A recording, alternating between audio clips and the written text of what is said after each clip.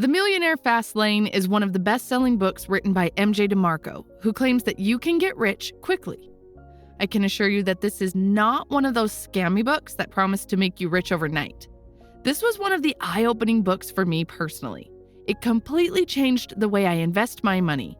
If you are an entrepreneur-minded person who wants to get rich quickly, enjoy life while you are young, and create the business you love, then this video is for you. In the first part of the video, I will summarize the author's strategy for getting rich fast, and in the second part, I will talk about 5 rules that every entrepreneur needs to follow. According to the author, there are only 3 types of financial roads you can take. Number 1, the sidewalk. Number 2, the slow lane. And number 3, the fast lane. The people who take the sidewalk are living well today at the expense of having more security tomorrow. As the author explains, the sidewalkers see debt as an asset, and they value spending over saving. More importantly, sidewalkers live a life of instant gratification, and they don't plan for the long term. It is important to note that being a sidewalker doesn't mean that you are poor. There are plenty of rich people like athletes and celebrities who make a lot of money, but they spend like there is no tomorrow. The second type of financial road that most people choose to travel is called the slow lane. The slow laners sacrifice today so that they can be better off in the future, and it is the opposite of the sidewalk.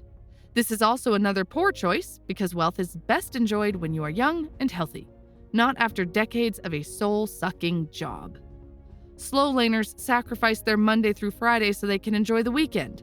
This is like trading $5 for $2. Another problem with the slow lane is that they hope that their long-term investment in compound interest will make them rich. However, compound interest does most of its work at the end of the waiting period. When you take a look at the chart that shows investing $10,000 with 15% interest will yield $2.6 million in 40 years, that sounds great.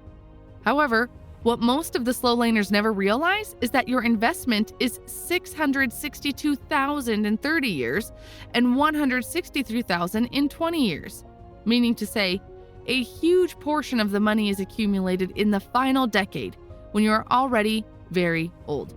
Do you really want to be a 65-year-old guy driving a Ferrari? I'm sure you want to drive it when you are young and full of life. However, it's very hard to do if you are in a slow lane.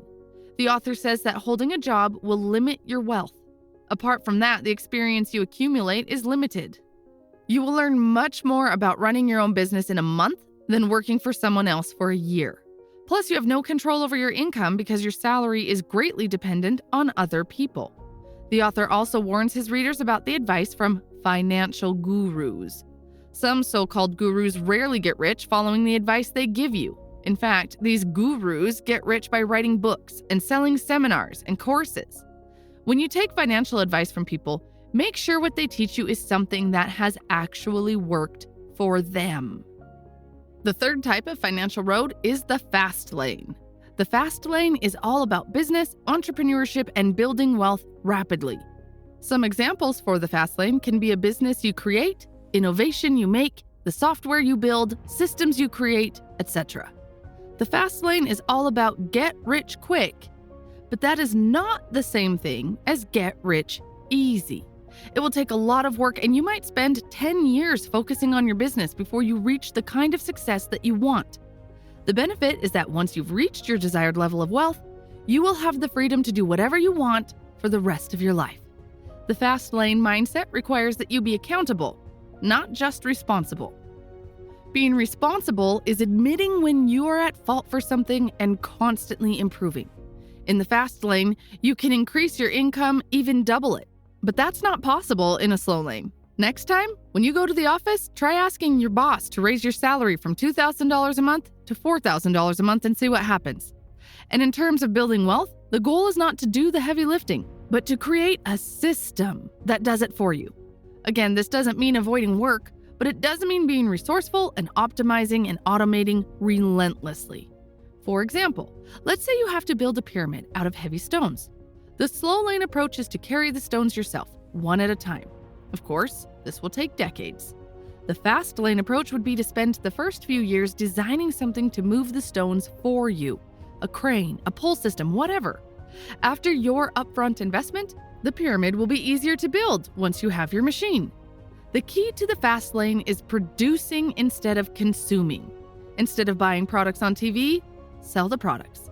Instead of digging for gold, sell the shovels. Instead of looking for a job, be an employer and hire for jobs. When you switch your thinking and roll from a consumer to a producer, you will join the fast lane to create wealth quickly. You might think that rich people are greedy, but in reality, poor people are greedy. If you think a little bit, you'll see that in order to be rich, you have to help others. You have to give back something. You have to build something for others. You have to improve something in society. You have to produce something. You have to invest something. It is the poor who are greedy because they only produce for themselves and think about themselves. Another interesting topic that the author talks about in order to become rich is called the law of affection. The law of affection says that to make a million, you need to help a million people. Of course, it does not have to be precisely a million people, but I think you got the point. The more people you help, the more you give to others, the more you receive. At first, this might not make sense, and you can say, how can helping others and giving more make me rich? For example, you can say, if I go out right now and give $1,000 to 100 people, how will it make me rich? You're right, it won't make you rich. Most probably, people who receive money from you will run to the shop to buy something that they don't even need. Then what is the good form of giving? For example, let's say you create some type of product that helps older people. This would be a very higher form of giving. This is why Jeff Bezos is richer than the lady you saw yesterday in the post office. Jeff Bezos has built Amazon, which helps millions of people to shop safely and easily all around the world. But the lady in the post office is mainly helping herself and her family. Please don't get me wrong, I'm not trying to belittle the lady in the post office. If the lady wants to help herself and her family, there is nothing wrong with that. But according to the law of affection, she will not be rich because she's not impacting and changing the lives of many people in a positive way. In the second part of the book, the author talks about 5 rules that you must obey if you want to build a successful business. You can also use this as a checklist for existing businesses to see how strong the foundation of your business is. If you study any successful business 9 times out of 10, you'll find that they are following these 5 rules. The first rule is need. The only reason for a business to exist is to solve a problem. When problems are solved, money is exchanged. If you solve problems, make things easier, remove inconveniences, provide better service, satisfy wants and cravings, you have honored the rule of need.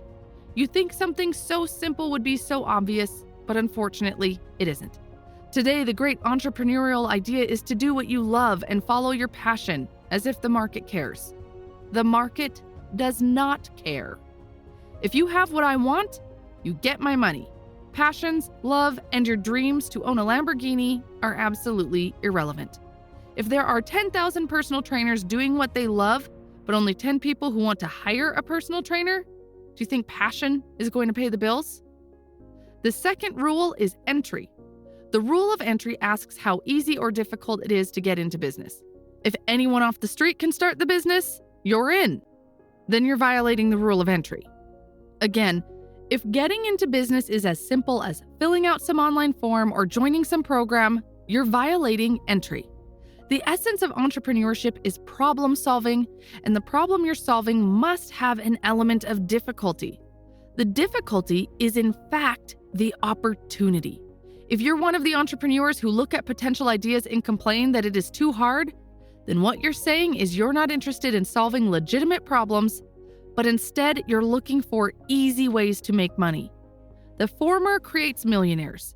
The latter creates money-chasing people. The third rule is control. The rule of control is like the land in which you build your business. Do you own that land, or is it leased or controlled by someone else? Can some person or some company suddenly pull the rug under your feet and cause a business catastrophe? One day, you're making $10,000, and the next it's nothing. If 100% of your customers come from a free Google search, you're violating the control rule. One Google algorithm change can kill your business. If 99% of your product sales are coming from one platform, you're violating the control rule. YouTube can kick you off their platform without much explanation, and as a result, your company goes from hero to zero, and you did nothing wrong. That is why the author does not recommend relying only on a third party. The fourth rule is scale. Can your product be scaled or replicated with relative ease? Please don't confuse this with an entry, which is your initial entry into the business. The scale is about easily replicating the difficult problem you solved. For example, if you create a software service that solves a problem in the dental space, your solution might take 3 months to build. But the difference between that solution serving 10 customers and 1,000 doesn't have a direct correlation. You make 100 times the profit, but you don't have 100 times the work. The final rule is time. According to this rule, your product or service must exist without being connected to you. Does your product serve while you are away or off doing something else? The essence of the time rule is to get away from the worst relationship ever created, which is your time for money. Anytime a creative effort exists independent of you, can also sell independently of you without exchanging time for money. If you honor these 5 rules, your business will honor you with life-changing outcomes. To see more similar book summaries from this channel, please don't forget to subscribe and hit the notification bell so that you are informed every time I upload a video. Thanks for watching.